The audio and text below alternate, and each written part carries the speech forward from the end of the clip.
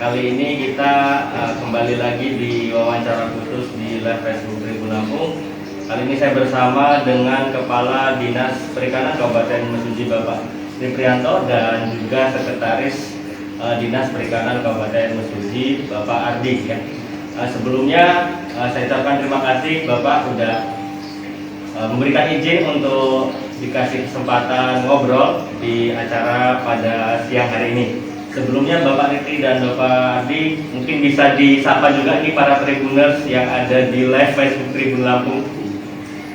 Selamat pagi menjelang siang, Tribun Lampung, semoga selalu jaya. Oke, siap. Selamat siang para pemirsa Tribun Lampung. Oke. Oh ya, gimana Pak Ripri kabarnya sekarang? Alhamdulillah, ya. Alhamdulillah dalam situasi pandemi ini kita masih terkoneksi, alhamdulillah tetap sehat, kita bisa melaksanakan tugas sebagai manusia. Walaupun dibatasi dengan prokes kegiatan dengan COVID ini tentunya ada pembatasan lah. Yang tadinya kita bisa melalui rapat, sekarang melalui jaringan atau. Jadi kan kemarin juga udah berkunjung ke Jambi ya? Ya. Gimana ilmu-ilmu yang didapat? Terima kasih Mas Rangga. Kemarin kebetulan saya bersama Pak Bupati, kebetulan Pak Bupati juga ingin melihat lebih dekat kegiatan dinas kita terkait bagaimana belajar budidaya ikan jerawat ini. Karena ikan jerawat ini memang menjadi ikon Mesuji ini, karena ini adalah dalam bentuk program Pak Gubernur ya, dalam Lampung Berjaya. Jadi kami dinas perikanan ini mencoba inovasi lah untuk mengembangkan budidaya ikan jerawat ini. Karena saya melihat di BPAT di Jambi ini memang tempatnya lah. Kalau di sana tempat pelatihan yang penting air tawar memang di Sumatera ada di Jambi. Di sana ada beberapa ikan tawar yang dikembangkan di sana, arwana, kemudian juga ada gurange, kemudian ada ikan belawar, ikan patin dan sebagainya. Jadi semua ikan tawar di sana. Dan di sana tuh juga memang sangat cocok dan layak ya untuk mengcover ya, antara dari Aceh sampai Lampung. Jadi di Jambi itu mengcover dari tawar itu dari Aceh sampai Lampung. Itu pusatnya di Jambi. Itu punya Kementerian Kelautan dan Perikanan di Jakarta. Nah itu luasnya kurang lebih ada 42 hektar yang dikembangkan luar biasa.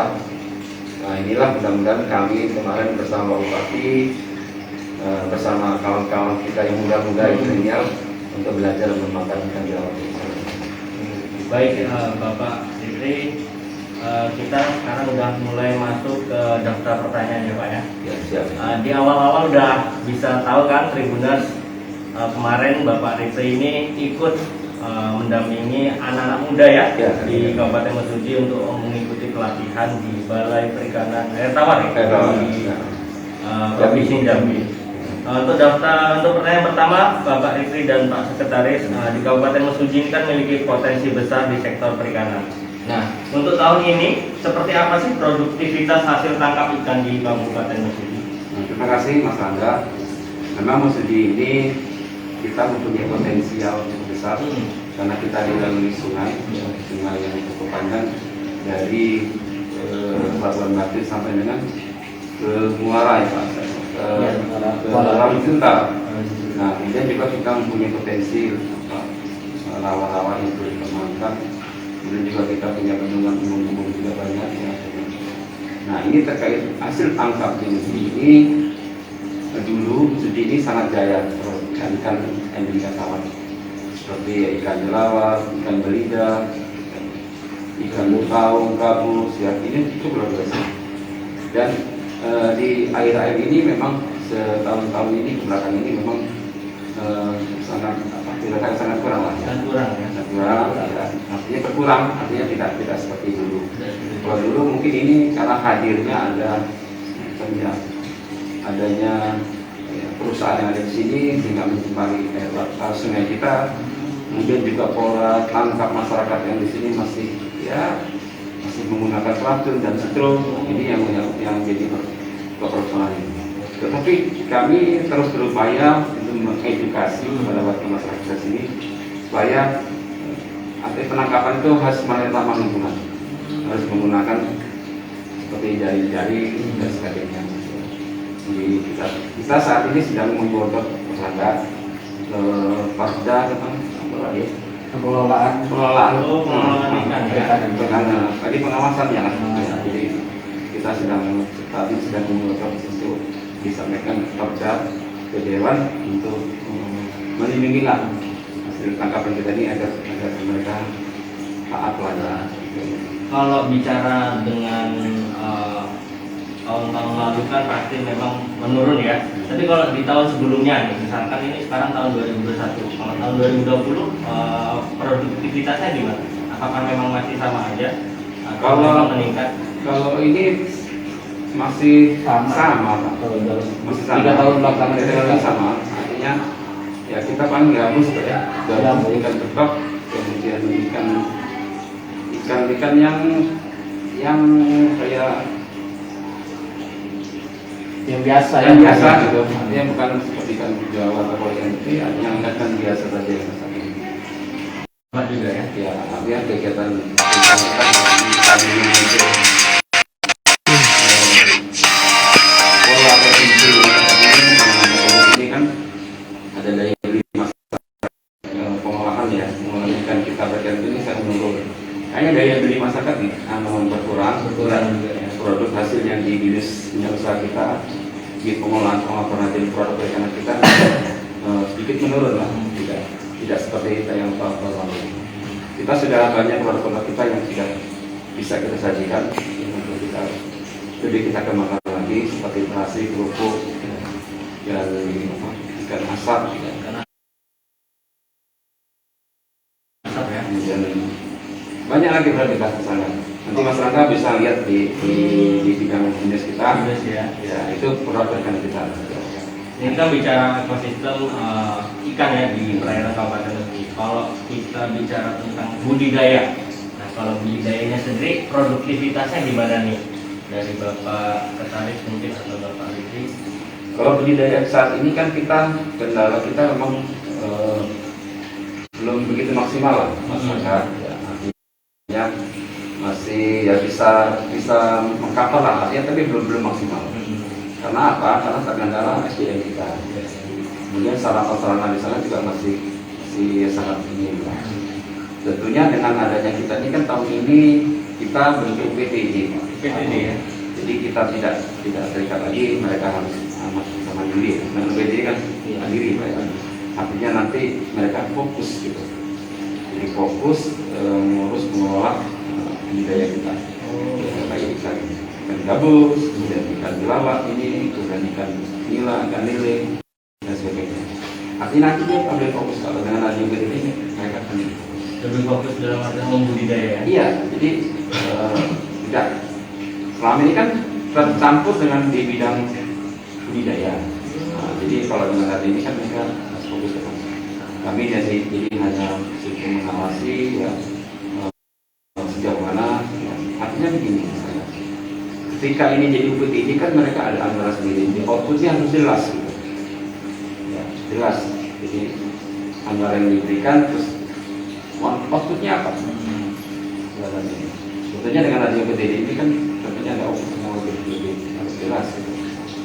Kira-kira ada nggak sih contoh dari kelompok perikanan yang telah berhasil membudidayakan di Kabupaten Mesuji? Mungkin ini juga jadi gambaran gitu buat nelayan di Kabupaten Mesuji untuk mencontoh kelompok-kelompok yang telah berhasil di Kabupaten Mesuji. Sudah banyak, kelompok kita di Mesuji ini ada 2066 budidaya. Tapi yang sudah kami lihat ini ada beberapa yang sudah mulai berkembang ya.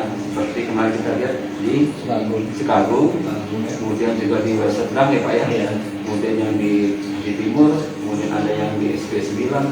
Itu budidaya macam-macam. Kalau yang di Sedang itu Gurame ya.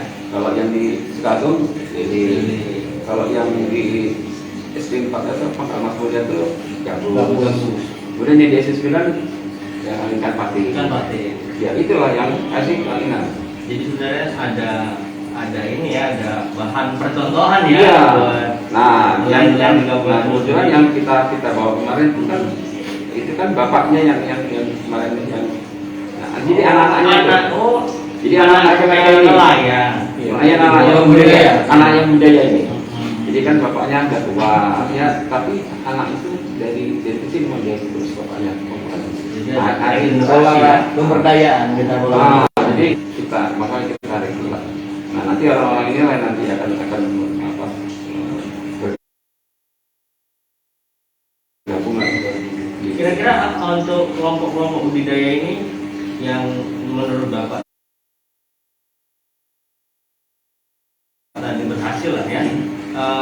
Untuk pemasarannya di mana? Apakah sudah di luar kota kah hasil budidaya ini? Jadi kalau pemasarannya ini kalau kemarin saya wawancara dengan di Chicago yang budaya itu ya ada sih yang datang ke beli itu. Pertama yang rumah-rumah yang buat lele segala macam ada, tapi tidak besar, tapi memang tiap hari ada. Tiap hari ada lah ya. Kemudian juga yang di Buka juga ada juga yang beli. memang ada terus, tapi kalau sekarang memang belum tersistem dari dinas, belum ada gitu. Yang maksudnya kita koordinir, kemudian kita jual barang-barang baru jadi Jadi murni itu ya. masih dari mereka sendiri. Nah, jadi mereka dari mulut ke mulut gitu di sini. Oke, kembali lagi ini ke masalah penebaran benih ikan yang akan disebar di beberapa sungai di Kabupaten Mesuji. Kemarin sempat dengar penyebaran ikan sebanyak 35 bibit ya, 35.000 bibit. 35.000. Nah itu skemanya dan caranya seperti apa sih, Bapak? Kemarin kita sudah identifikasi tempat spot-spot yang akan kita ya. Kemarin itu di Tanjung, Tanjung, kemudian di Surabaya, kemudian di Utara. Ini akan kita berikan. Itu ikannya ikan jerawat, ikan baung, kemudian ikan gabus ya, dan beliga. Ini kan ikan ini yang langka nih. Ya mudah-mudahan kalau memang ini proses pengadanya tepat waktu, insya Allah dalam event kali ulang tahun khusus ini Kita tebar. Saya dengar juga katanya sistemnya beda nih daripada tahun lalu. Katanya memanfaatkan kanal-kanal yang ada di perairan lepas gitu. Ya. Itu manfaatnya seperti apa sih? ya Sebenarnya kita tuh pembesaran ya kalau Iya, pembesaran. Nah, maksudnya itu kan kalau selama ini kan kita sebar ke sungai yang besar, Besar. kita belum bisa mengukur memang apakah berhasil atau tidak. Oleh karena itu di kanal itu tempat berkembang biaknya dan makanan yang banyak kan kanal itu. Makanya kita pembesarannya kalau bisa di situ gitu. Dan kita pasang Waring, ya. supaya dia nggak bisa kemana-mana, besar baru kita lepas. Jadi kira-kira berapa bulan ini mulai dilepas dari kanal ke perairan bebas? Ya 3 bulan, 4 3 bulan, bulan, baru 4 bisa. bulan ya. masalah dulu. Dan ini inovasi baru ya. Sebelumnya belum pernah dipakai kan? Belum. Ya kami evaluasi. Evaluasi. Evaluasi. Selama ini kan kita belum bisa mengukur loh Pak tingkat keberhasilannya. Mudah-mudahan dengan seperti ini nanti kalau udah agak besar, ya mudah-mudahan kuat lah gitu. Buat ya. Kalau masih kecil ya mungkin baru datang ya mungkin ada pemangsa-pemangsa ya, bisa saja. Tapi kalau ini kita udah besar, mereka ini udah kuat.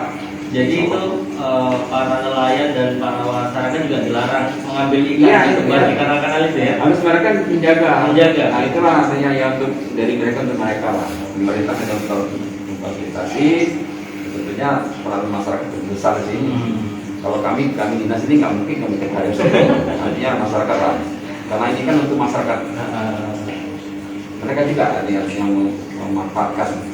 Kalau pemetaan tempat penyebarannya kira-kira bisa disampaikan juga nggak? Ya baru 3 itu. Kalau Baru ini 3 itu Pak. yang sudah 3 itu yang Di di Sri Tanjung, kemudian Miralaga dan Oh, Rawaji. Ini pertanyaan selanjutnya Bapak, khusus untuk ikan jelabat yang merupakan ikan khas perairan Mesuji ya, kan ada ancaman kepunahan nih jika tidak diprioritaskan pelestariannya. Lalu bagaimana menurut pandangan Bapak terkait masalah ikan jelabat? Kalau ikan jelabat ini memang ikan ini kan ikan yang di air yang deras ya. Saya melihat kemarin di Singapura itu dia tuh airnya harus ada apa, kayak aerator ya, jadi ada motor kincir gitu. Nah ini kan tentunya kalau kita taruh spot seperti ini kan harus di paling yang deras di air yang nah, tentunya kan kita perlu rekayasa nih. Kami sedang mengembangkan nanti di BBG ini itu bisa dikembangkan. Mudah-mudahan kawan-kawan yang kemarin ini belajar di sana berhasil. Kita beroleh sama. Mudah-mudahan mereka bisa mengerti ilmu yang di sana budidaya. Nah, kemudian juga kita nanti kan akan membeli calon indukan dan indukan dan jantan. Jadi mereka langsung praktek. Oh, gitu. Iya. Jadi ini nggak putus Pak. Jadi sudah kita persiapkan dalam waktu dekat lah. Jadi bisa indukan dan dia calon indukan dan indukannya. Ya, jadi jantannya nanti. Jadi bibit sudah bisa produksi sendiri kan? Ya, insya Allah dengan ada itu kan langsung praktek dan bisa. Kalau di balai benih yang itu setiap saat dia bisa diperhatikan. Karena mereka memang tenaga-tenaganya terampil, memang ilmunya ya ilmu belajar masalah perikanan, ya mereka bisa menghasilkan ikan jelabat itu tiap hari bisa. Ya luasnya luar biasa. Sekantong. Intinya kalau jelabat itu kita sangat serius oleh sebab itu kita belajar sampai 2 kali nih Belajar sampai 2 kali ya? Oh iya benar-benar. Ya, intinya kita pengen kembalikan ikan jelabat itu ya walaupun tidak seperti semula tapi berada di perairan ini ada. Sehingga ketika masyarakat nangkap itu dapat gitu. Dan ini kan kualitasnya juga bagus karena apa namanya untuk kesehatan juga enak, apa peningkatan gizi gitu masyarakat juga bagus. Oleh sebab itu kita ya sejalan dengan programnya Pak Gubernur itu bahwa kita ingin meningkatkan kembali ikan-ikan air tawar terutama jelabat ini. Ya salah satunya kita melakukan inovasi seperti kayak apa namanya tadi restocking. Kemudian kita juga di kolam-kolam juga ada dan ternyata walaupun di kolam juga berhasil. Itu mungkin kurang kincil tadi ya itu memang agak perlu tambahan. Nah kemudian juga ini Pak Rangga mungkin tahu nggak beda antara itu jantan dan betina jelabat ini? Saya nggak tahu. Saya tahu Pak. Apa itu kira-kira? Kalau yang jantan, ekornya panjang. Oh, ekornya panjang. Agak panjang ya. Tapi kalau yang betina dia agak berat. Bedanya itu Pak. Jadi panjang siripnya. Sirip yang di punggungnya itu Pak. Dia panjang. Tapi kalau yang betina dia agak bulat. Jadi sekarang ini upaya yang dilakukan untuk melestarikan jelabat itu tadi ya, bagaimana caranya bisa memproduksi sendiri gitu ya. Kalau terkait lingkungan di perairan Kabupaten Mesuji sampai saat ini gimana sih? Apakah memang itu jadi faktor penghambat juga buat kehidupan ikan jelabat atau memang gimana? Ya salah satu faktor kekurangnya itu ya itu Jadi ikan berkurang. ketika keasaman kita tinggi. Oleh sebab itu makanya itu kan kita lakukan inovasi.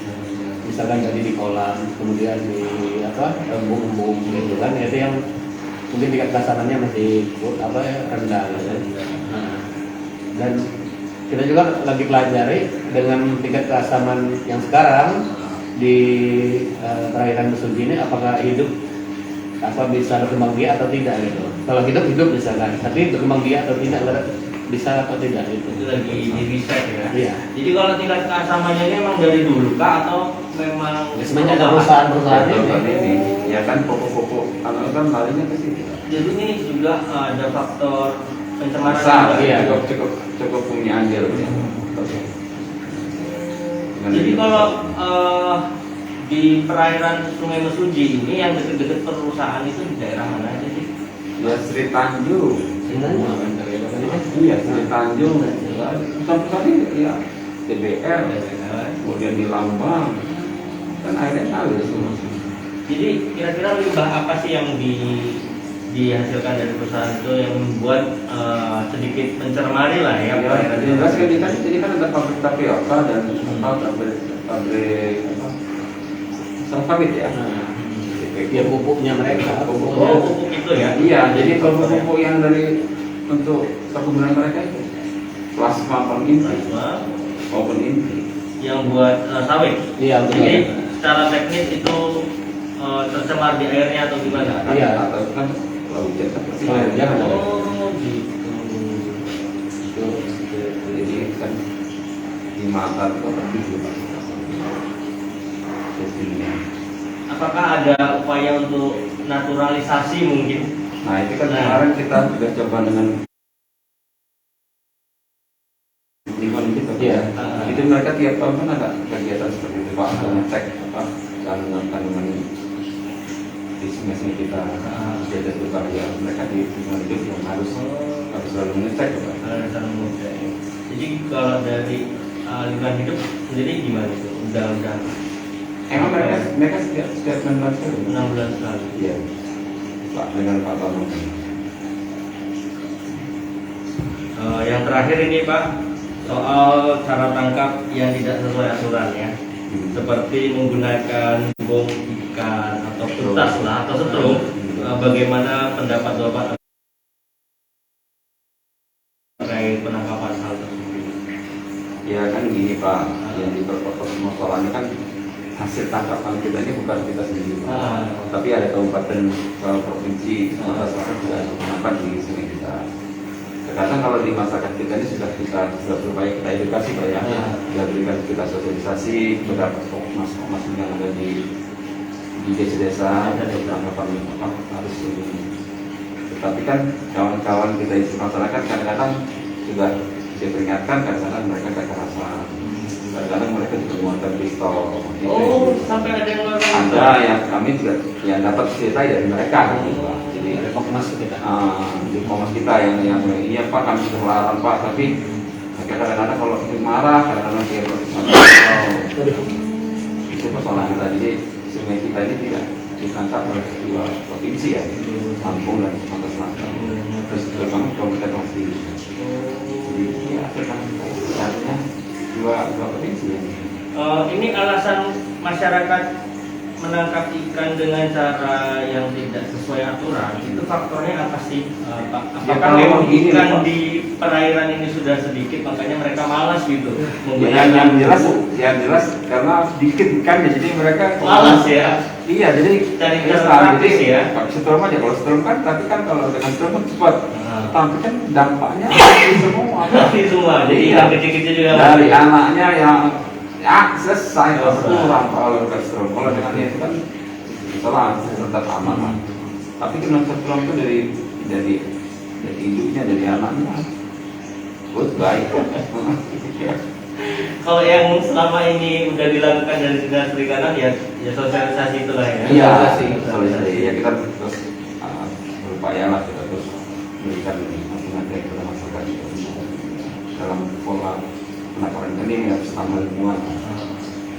Apakah ada nggak sih kadang kan mereka sekarang udah terperdaya lah sama namanya penangkapan dengan cara setrum yang cepat hasilnya mungkin kan, tapi mereka nggak melihat dampak ke depannya. Kira-kira cara yang paling tepat nantinya itu seperti apa untuk menghadapi masyarakat yang seperti itu? Karena kan kalau kita kasih hukuman juga itu nggak bijak gitu kan, karena mereka juga butuh makan atau apa gitu kan. Kedepannya mungkin ada inovasi lain terkait hal tersebut. Ya kita yang melalui ini lah, artinya dengan ada restriktor ini Pak ya, tentunya nanti mereka kan banyak ikan ini. Dengan ikan ini nanti kan ikan banyak tuh. Banyak. Mungkin karena selama ini ikan berkurang, jadi mereka susah mungkin ada mereka itu ya. Jadi tapi ini kita banyak aja ya. Jadi melihat mereka ikan lebih banyak. Oke Pak, mungkin itu Pak yang bisa saya tanyakan. Ini udah 9 pertanyaan ini. Sudah cukup panjang kita ngobrol Tribuners ya. Ini bersama Kepala Dinas Perikanan Kabupaten Mesuji. Untuk yang saya lihat sendiri memang dari Dinas Perikanan Kabupaten Mesuji cukup aktif ya dalam program-program kerjanya dan cukup inovasi. Jadi apa yang saya lihat dari tahun sebelumnya dan tahun saat ini itu seperti ada perbedaan. Mungkin ini salah satu upaya yang dilakukan untuk terus melakukan perubahan ya, seperti restocking yang tadinya hanya tebar di perairan lepas. Untuk tahun ini akan dibuat namanya pembesaran terlebih dahulu ya. Itu yang berfungsi untuk memperkuat ikannya itu agar di perairan lepasnya tidak cepat mati atau memiliki daya tahan tubuh yang kuat.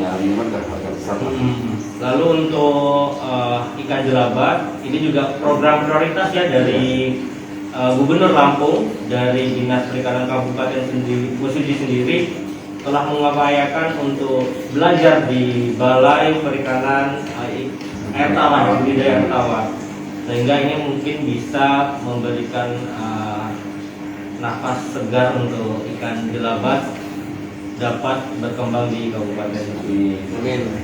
Oke Bapak, mungkin itu saja yang dapat saya tanyakan dan Pak Sekretaris ya. Terima kasih sebelumnya ini dari kasih kesempatan.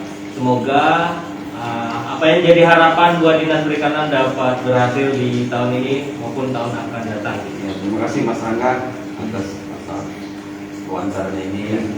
Mudah-mudahan ini dengan ada wawancara ini menjadi pemacu kita ya Pak Pendirian, Pak Sekretaris, agar kami untuk bergiat lagi dalam rangka memberikan ikan atau minimal akan mengembalikan kejayaan kita di masa-masa lalu. Sebelum ini kan kaya dengan ikan dan kayu, nah, minimal kita ikan-ikan ini tetap ada lah walaupun kita tidak seperti dulu. Itu yang harus kita lakukan. Ikan yang dirawat, ikan kerajaan Lampung ini makanan pokok. Ikannya memang enak, Mas Angga belum nyoba kan? Belum pernah. Saya sudah di ikannya